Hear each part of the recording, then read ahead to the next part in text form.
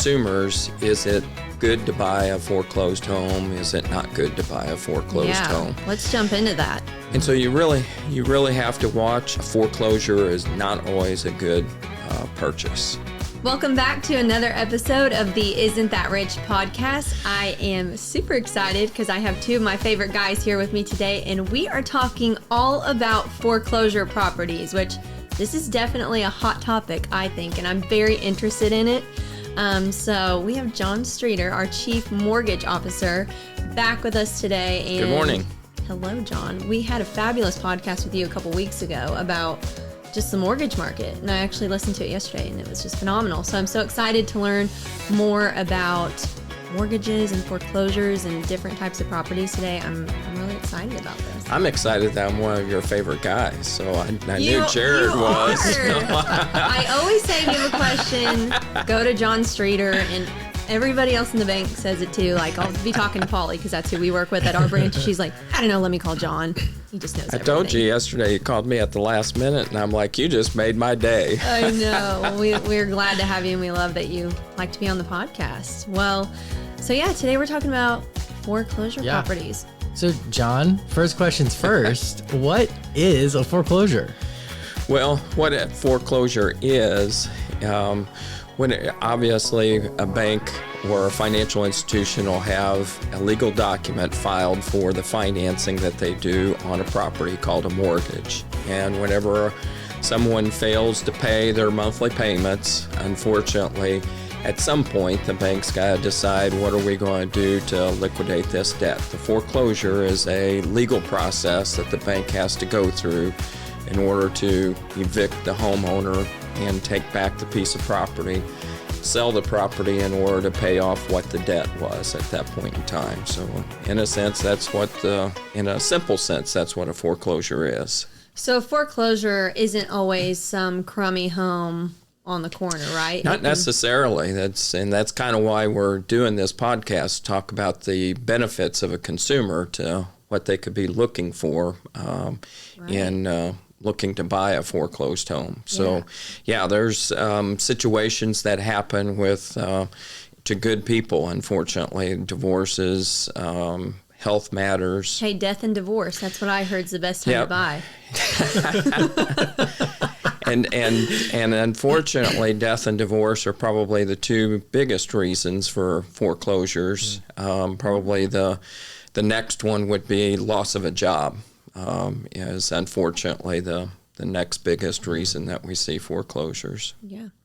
I think people are really interested in foreclosures and me because I watch a lot of the HGTV shows. So Fixer Upper and Flipper Flop, and a lot of those we see are on auction. So those are typically a foreclosed home, correct? Many times they are, yes. So they can provide some good opportunities. And we're here to talk about all the issues related to foreclosures, whether they're a good opportunity to buy, what to look for when you're looking at a foreclosure as a potential purchase.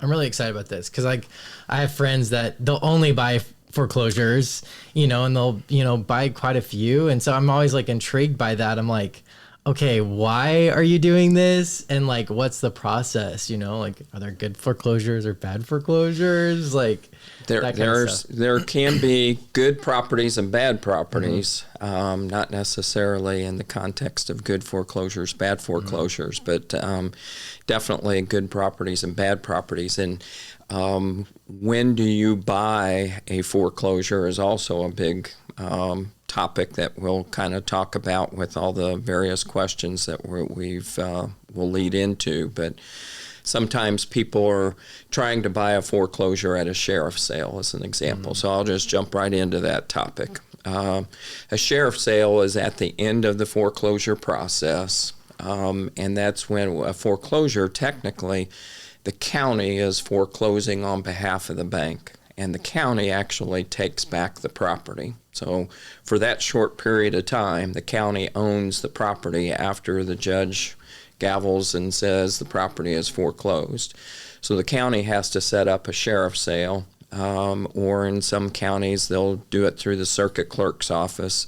but they go on the courthouse steps literally and say, hear ye, we've got these properties that are now. I've been to one of those. Have you? Yeah.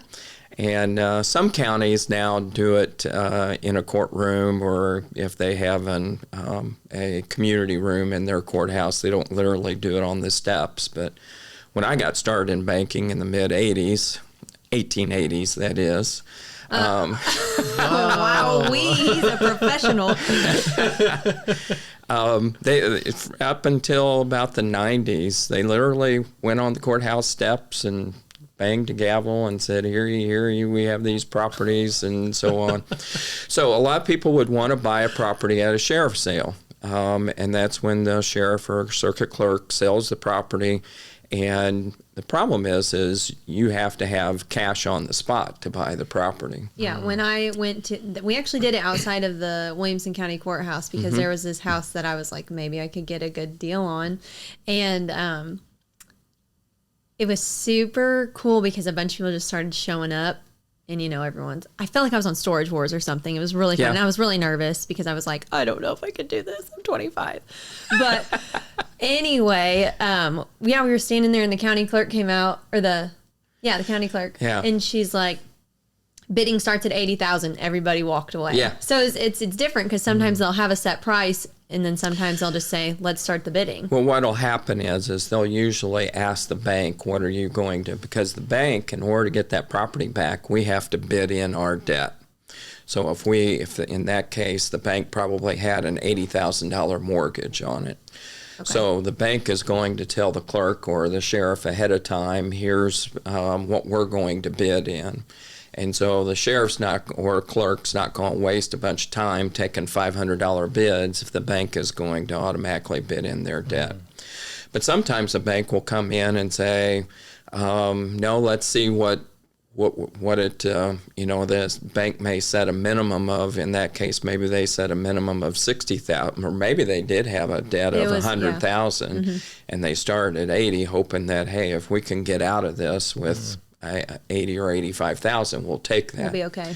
So many times at a sheriff's sale, that's why I tell people is very seldom are you going to be able to buy a property cheap at a sheriff's sale, because the bank is generally there to bid in their debt, and their debt is usually equal to or more than the value of the home. But there are rare situations where the bank may not have a mortgage, especially in a death situation. Sometimes we've seen family members just want to walk away and say, nope, we don't want to bother with selling the property. We'll turn the keys over to you, or we can't find all the family members and we have to go through foreclosure. And we may only have an $80,000 debt on a $160,000 home. So somebody can get a good buy on a foreclosed property in that type of situation. Really interesting. Yeah. So, John, how long does a foreclosure last typically? Every state is different. The state of Illinois takes about a year to go through the foreclosure process. State of Illinois says you have to be 4 months past due before we can even say that you're delinquent and start the foreclosure process. From there, the legal process through the court system takes another 6 months, so that puts you into 10 months. And then once the foreclosure has gone through the court process, we have to say that we have to publish the sale notice. We find out from the clerk when they're going to auction it, what the auction date is. We have to publish that 30 days in advance at our cost, and then they have the sale. And then after that, there's another 30-day redemption period that the homeowner has, that they can redeem the property for the amount that was bid at the property. So that's another reason why a bank bids in their debt, is they don't want it to go real cheap and the homeowner then had a $100,000 mortgage and then rebuy their house for $50,000, because that's what we allowed it to give away at the sheriff's sale. Has that happened before? Have you ever seen that? Not in my experience, but I know it has happened out there, that banks just said, hey, we just want to get out of it. And a homeowner will usually work with a family member, and they'll go attend the sheriff's sale and try to bid it, and for So they'll buy less- their home back. They'll buy their For home cheaper? back for cheaper than what my they owe. gosh. Now they It's still like have fraud kind That of. does- well, they like still fraud. have foreclosure on their credit, and they have and they Or if you can see our face right now on YouTube. and they have to come up with that money somewhere because no bank is going to automatically lend them new money to rebuy their house. So what I've heard is like a rich family member will come in and give them the money to buy their house back. So that they have a 30-day redemption period, and so that's why it takes 12 to 13 months before the bank actually gets it. Is it similar with like residential as well, or do you feel like not residential, but like business versus Commercial actually will go a little bit faster because they don't have all the consumer protections in there. So commercial can still take as long, but we don't have, as an example, we don't have to wait 120 days to start foreclosure on a commercial transaction. They don't have the repurchase situation like a homeowner does. So foreclosure you on a can commercial property can probably happen within 6 to 7 to 8 months as opposed to a year. Wow. So Good to know. business owners, you don't have that much the bank is coming after you. The difference is unless business just totally collapses, most of the time a business owner is going to is going to do what they call a deed in lieu of foreclosure. They're going to know that they're up against the wall and they can't do anything, and so a deed in lieu of foreclosure is when a homeowner or business owner signs a deed back to the bank, and then so that the bank doesn't have to go through this foreclosure process. Does that mean that it's not on their record? No, it's considered a voluntary repossession. So instead of that's probably better. Tiny bit better. I have a voluntary repossession on my record. So it's in the eyes of the beholder, as they say. So when somebody is doing credit, maybe 5 years down the road, and they say, well, I gave it back to the bank because my business collapsed because of COVID. Yeah. A bank's probably going to look a little more lenient on that than somebody who says, yeah, during COVID I had hard times, but the bank had to go through the foreclosure process even though my business shut down. So there's now for a homeowner, there's less of a benefit there. The biggest benefit in doing a deed in lieu of foreclosure for a homeowner is when you deed the property back, if the bank doesn't sell the property for what's owed, the bank can't go after the homeowner for that difference. With the legal foreclosure, if I sell the property for less than what's owed, I can go after the homeowner for that difference as what's called a deficiency judgment. So it's in the best interest for a homeowner, if they're in the situation where they can't afford to make the payments, to work with the bank and not make them have to go through the foreclosure process and add a bunch of debt to it.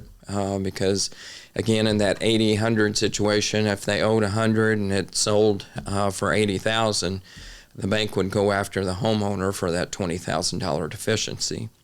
And the homeowner will say, well, I can't pay it, so go ahead. But we're going to file a lien against them, and anytime that they want to buy property in that county, that lien's going to come up and that deficiency judgment's going to come up, and they're going to be precluded from buying another piece of property until they pay that $20,000 judgment off.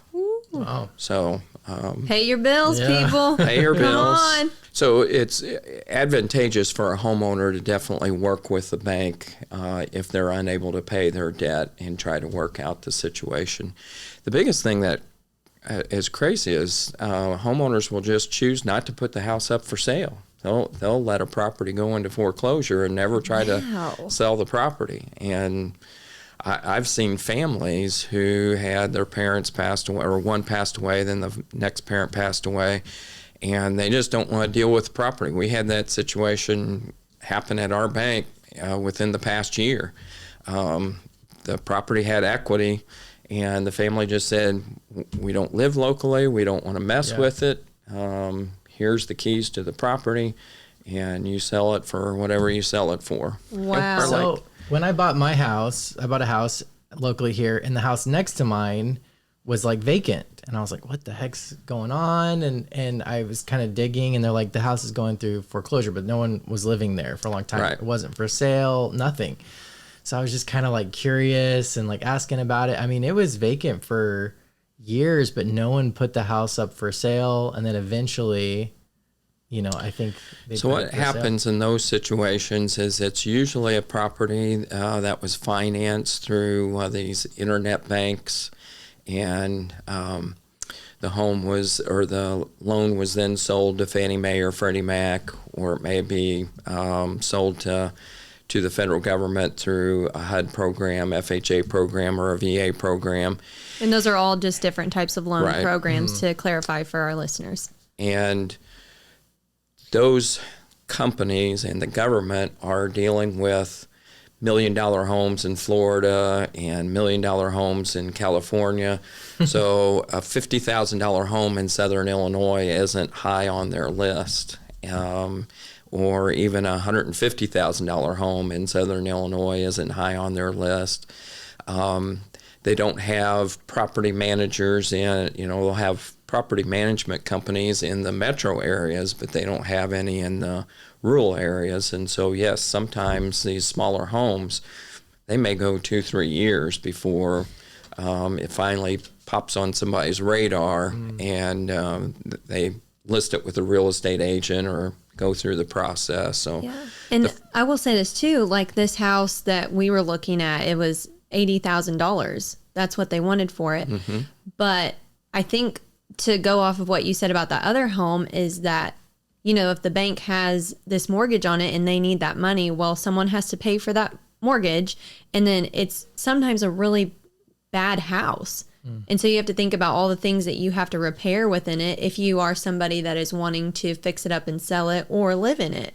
And so looking at your price points, if it's not worth it, it's not worth it. And so yeah, that's kind of why we decided to have the conversation about this is for consumers. Is it good to buy a foreclosed home? Is it not good to buy a foreclosed home? Let's jump into that. And so you really have to watch, and I know that we've got some good questions, so I'll let you ask the questions, but that's you really have to watch. A foreclosure is not always a good purchase. One of the things that I'll jump in right away is it's not always a good purchase at the sheriff's sale, because when you buy the property at the sheriff's sale, you're buying the property with no title work.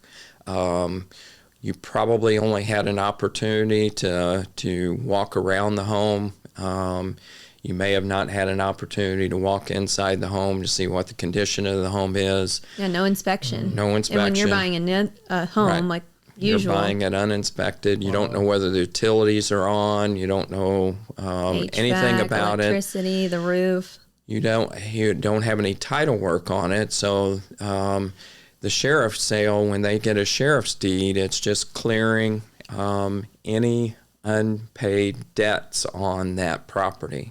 It's not satisfying any unpaid taxes on that property. Ooh. So you may be buying a piece of property at a sheriff's sale for $80,000 that has $20,000 worth of back paid taxes on it. Now, can you check that before you go to the auction? And you should. And where would you go to do that? The courthouse? To the county clerk's office and say, hey, I'm looking at this property. Is there any back taxes on it? So that doesn't cost you anything, but if you want to do title work on it, that's going to cost you $500 to go to a title company and say, I want to do title work on it, and you still don't know anything about the home. Right. I had a situation years ago, not with farmers, but at another bank that I was at, that somebody was buying a foreclosed home, and and they. And it's one of those things that I learned through the process, even though I told people, we really don't like you to buy a home without the utilities on and so on and so forth. And no, we want to buy this home, and they were buying it cheap enough, and we went ahead and did the loan. They turned the water on, and water just started flooding out on the porch. No. The property hadn't been properly winterized, and a bunch of pipes in the walls had busted. Oh. And so they obviously that stuff is so expensive. They had to come back. A plumber is so expensive. They had to come back to us. We had to help them finance getting because obviously we had the loan and we didn't want them to just walk away from it. So, and it's not an insurance coverage because you bought the house as is, and the insurance company isn't going to insure for any damage prior to you buying the home. So it's definitely a risky investment, is buying a foreclosure. It can be a very risky investment. So you just told us a situation where it wasn't that great, but have you seen situations where someone bought a foreclosed property? And Jared, you probably have too if you have friends. Yeah, that's good. And it ended up being like a flip or flop situation. Yeah. Like, wow. We've got some people in the area that buy foreclosed homes on a routine basis, and they know what they're doing. So they will contact the bank to get opportunity to walk through the property.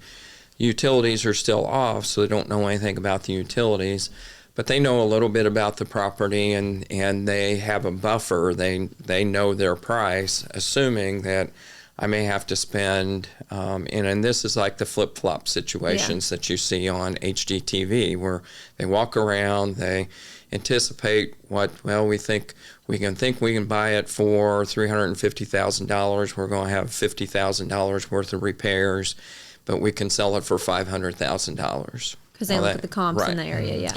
So if you do your homework, you can find some opportunities out there, and there are people in our market that do attend these sales, or they contact the bank and say, hey, let me know if you foreclose a home before you list it with a real estate agent. Wow, interesting. So let's say I'm bound and determined. I want to buy a foreclosed home.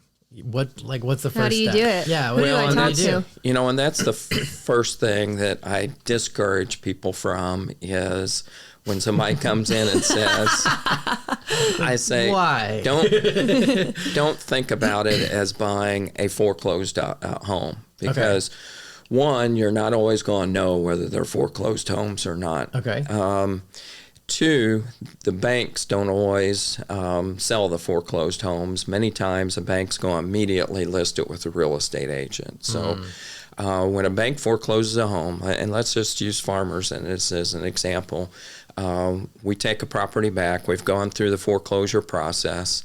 Tom Jones in our organization is the one that handles these foreclosed properties. Which cracks me up, because if you know Tom Jones, he's like the nicest guy on the... He's collections, right? Yeah. So he's like the nicest guy on the face of this earth. I'm pretty sure he's a pastor, man. He's going and taking people's TVs back.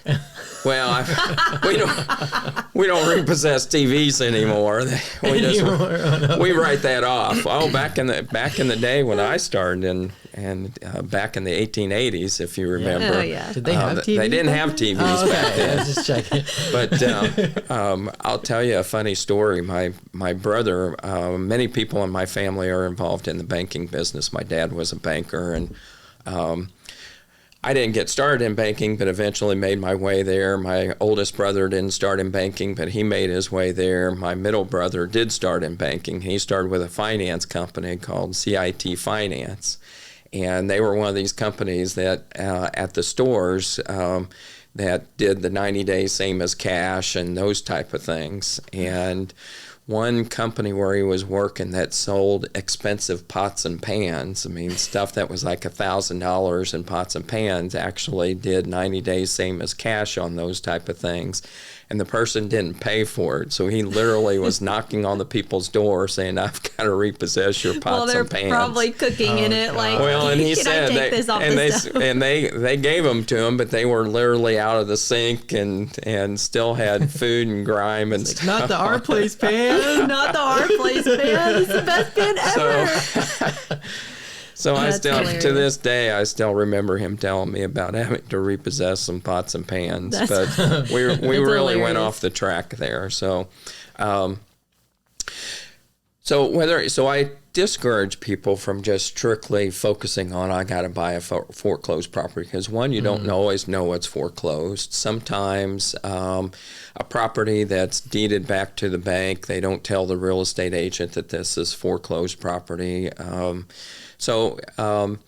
if you're in that lane, what you want to do is contact banks and say, hey, I'm interested in buying. If you're wanting to buy multiple foreclosed homes because you want to get into the rental market, contact banks and say, hey, I'd like first shot before you list it with a real estate agent. Call me up, send me a house, and I'll take a look at it and see if I want to buy it. So sometimes we get people like that, and I'll pass that name on to Tom and say, keep this list of people, and he knows certain people that he can call. Okay. And so it's good to have relationships with your bankers. That's a great. And then also with real estate agents, call the different real estate agent offices. And what most institutions now do is they work through a property management company that also then works with a specific agent. So in most real estate offices, there's a specific agent that deals with foreclosed properties. It doesn't get farmed out to all of them. And so there are a few agents in our market that do specifically work on foreclosed properties. So you want to develop a relationship with them and say, here's what my price range is. Tell me, send me some information about the property. And so that's how you want to go about that. If you're a homeowner who's looking to buy a home to live in, I guess that's more where I discourage them, because they may miss another opportunity on a home that's well priced just because they're only focused on trying to buy because they think they can get a good deal with a foreclosure. But with people that are wanting to develop rental property, build relationships with bankers and those agents that focus on foreclosed properties, and you can pick up some stuff at pretty good price. So here's a fun question that you sent us. What happens if someone is squatting in a foreclosed home that I'm interested in? Yeah, you have to be worried about that. So one, I would tell people, if you're interested in homes these days, don't ever go out and inspect the home by yourself. I was involved. I was a Tom at one point in time where early on in my career, I oversaw foreclosed properties and for 6 years. And we always made a point to never go to a property by ourselves. And the gentleman that I was with, we were in a local community, and there was a squatter in the house. Fortunately, it wasn't a violent situation. We just said, he was homeless and living in the house and had broke into it. We just said, hey, you can't live here, can't sleep here, need to move on, and we'll let you gather your stuff. We're going to come back tomorrow. You need to be gone. And we came back the next day with a locksmith to lock it all down and lock it up, and the person was gone at that point in time. So you have to be very careful because, as you said, not so much in neighborhoods, but in rural properties, if the home is not close by other homes, there's many times that are people that are. We had a very expensive home that we foreclosed at a bank that I was at, again, in the near area, but it was out in the rural area. And it was being used as a party home. People knew that it got abandoned. It was going through foreclosure. Oh, wow. And people are bold. There was liquor bottles, and and people had punched holes in the walls. And the other thing that you find with foreclosed properties is people will steal all the plumbing out. If it's copper plumbing, they will rip out all the copper. If there's copper wiring, they'll take it to the scrapyard. Take it to the scrapyard. I was looking at a house one time, and they're like, someone was squatting here and took out all the copper. Yeah. I was like, oh no. On Grace and Frankie, if you watch Grace and Frankie, they have this beautiful beach home, and she hired a contractor. This is all fake, John. Don't worry. It happens in real life. But anyway, she hired a contractor, and she was like, okay, I trust you, and left. And then she came back on the episode and he had cut down all the walls and took out all the copper. Yeah. Now that's fake, but I'm just It's saying, actually real life. It happens. It happens all the time. So Yeah. it's very important. Local banks are going to secure that property and view it, go by on a regular basis, and they'll notify the police department and say, hey, if you're in the area, make sure that there's not anybody loitering around the property. But yeah, we found out that this house was being used as a party home, drinking, drugs. We found needles, and so we had to have a hazmat company come in. Yeah, and that cost money to the bank. Clear the house, and because obviously we didn't want to touch anything. Yeah. Mm-hmm. The other thing that you've got to be real cautious about is, it's. But you have to be careful about about utilities still being on. I know of a situation that happened here in Marion, Illinois, where a person was going to steal all the copper. Power was still on. Guy electrocuted himself and died at the property. Yeah. Oh my God. This happened The Lord sees everything. couple years ago. Now, this was at a commercial, a little bit different commercial situation, but because certain things had to be on that commercial property, there was still power. Wow. And he intended to steal all the copper and touched a live wire and electrocuted himself. So That's crazy.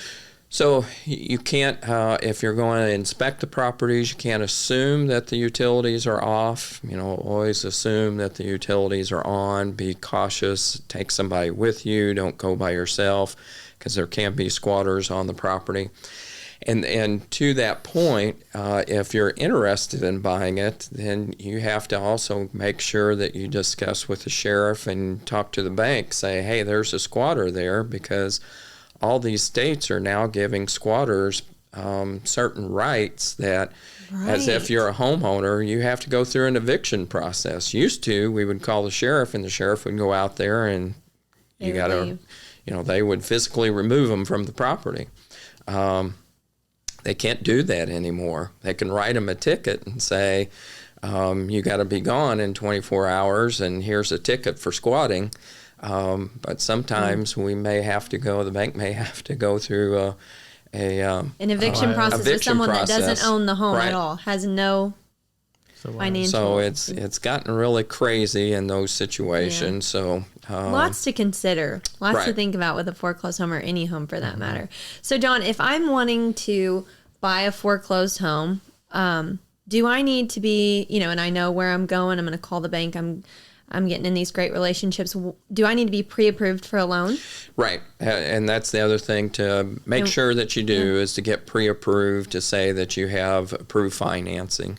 The other thing that we tell borrowers that are looking at foreclosed properties, to look at what the terms of the sale are, because many times the terms of the sale on a sheriff's sale is 10% cash on the day of the sale, the rest of the cash within 24 hours. Now, the county will take a cashier's check as same thing as cash, but if it's a $100,000 property, who's got $10,000 just sitting there? If you're dealing with a lot of rental properties, then you probably do have that kind of cash ready to go. But then to have the rest of it in 24 hours, otherwise you give up that $10,000. If you don't have the cash in the 24-hour period, the county gets to keep that $10,000 deposit that was made. Oh, wow, they're not giving it back. They're not giving it back. So you're that's saying, an earnest money deposit, essentially, and they don't have to return that money. So you need to make sure that you know what the terms of the sale are, and know that you have the ability to. So the difference in like an auction, when a bank forecloses and it's gone through the sheriff's sale, and rather than listing with a real estate agent, they're going to sell it through an auctioneer. Many times those still do require 10% at the time of the sale, but then they have 60 or 30 days to finish out the process. So would that mean secure financing? So you're Right. saying the 10% could be my cash, and then if I'm pre-approved and I'm like, John, I'm ready to Right. go, I need you to get this to them right. tomorrow, So that would be the me starting my auctioneer loan. the auctioneer will actually write up a sales contract, and then you'll bring that sales contract in, and we'll start the loan process at that point and close just as we would like a normal property. So you've got to be pretty prepared. This isn't just something you show up to like on TV and you're just ready to rock and roll. You have a lot of stuff to think about, consider, do your homework, get pre-approved for a loan, make sure you have that cash, you're ready to get rid of that cash. There's a lot. Yeah, and if you're wanting to get into this for the purposes of rental properties, get with a bank, have an idea, because if you have some other rental property, then you may be able to put that up as a line of credit so that you can use your line of credit to buy the home at the sheriff's sale or at the auction, do your fix-up at that point in time, and then when the house is all fixed up, you'll come back to us and we'll do a permanent loan on that property to replenish the funds that you took out of your line of credit. Wow. Again, it's all about developing a relationship with a banker, if that's what you want, unless you just have cash laying around and you can pay for these things with cash. But you don't want to go to a sale, be the bidder, and then walk into the bank and say, I just bought this at a sheriff's sale or at an auction. I need financing. I've had those situations, and many times, most of the times, those people knew that they had credit and ability to borrow, and probably had a relationship with you anyway, or had done it before. But I've had a couple of situations where people bought something at an auction and just thought, hey, I can get financing for it, and couldn't get approved for financing, and lost their earnest money on it. Oof. Wow. Yeah, it's hard. It's crazy. We had somebody at one time that bought tickets to, sometimes you'll see these homes where companies will sell raffle tickets and give a home away. And we had somebody had won the raffle, but then the home they still had to pay for the cost of getting the home erected. They basically bought the package, but they still had to pay for the construction of the home on their site, and they had to buy a lot to have the home moved to, and they couldn't get financing for it, and so they. Okay, so that leads me to this question. I think you just kind of answered it, but people do construction loans and they'll start to build a home. Mm-hmm. If they can't finish the construction, they run out of money. Is that a foreclosure, or what does that end up being? Well, it sometimes can be. Okay, and then you would have to buy and finish it. In my line of work, I've had situations where a homeowner or something happened, and they got the house 75% finished and lost their job. Something happened, and the bank repossessed an unfinished home. Wow. And those are probably your best scenarios, because hopefully the bank isn't too heavily invested in it. And if you can do some work yourself, I've seen people get good opportunities on those type. Yeah. Now, those are very few and far between in our market, but they have come up before. Oh, interesting. I have learned so much today, John. So good. I love this conversation, and I hope our listeners learned something too. So if you are interested in getting a foreclosure, come talk to us at the bank, because I think we're apparently the first ones that can help you with it. And if anybody has any questions, I'd love to talk to them. They'll see my contact information on the podcast. Yes. And as I said, I've been doing this since the 1880s, and so I can tell you all about the mortgage that I made to Abraham Lincoln before he became president, and you cracked me up, John. Well, thanks for being with us today, Jared. I enjoyed thanks for stepping in again today, and thank you. Thanks again, John, for coming on the podcast today. This is a really great episode, great information. So we love it. So that concludes the Isn't That Rich podcast episode. Please stay tuned and subscribe. We have some really amazing episodes coming up next. So, Jill, where do we go from here? Be sure to check out our show notes for this episode, and also be sure to follow us on social media and subscribe to our newsletter. We'll see you next week. See you next week.